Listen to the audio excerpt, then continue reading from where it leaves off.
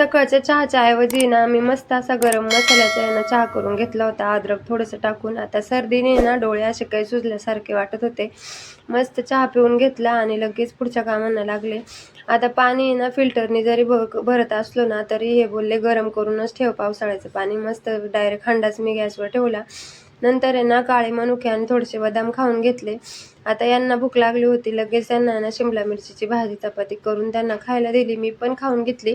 आणि 2 दिवस झाले आता लादी पुसली नव्हती. मस्त लायझॉल टाकून आहे ना लादी स्वच्छ पुसून घेतली. आता किचनमध्ये पुसायला आले, पण मला नंतर आठवलं फ्लेवर भरून ठेवायचे होते.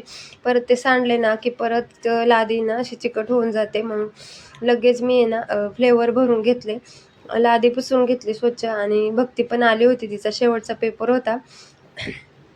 मस्त तिला आहे ना चुरा करून दिला खायला. आता यांचं रिपोर्ट पण आले होते, रक्त कमी आहे त्यांना. नंतर आबीला पण गावावरून लगेच बोलून घेतलं होतं.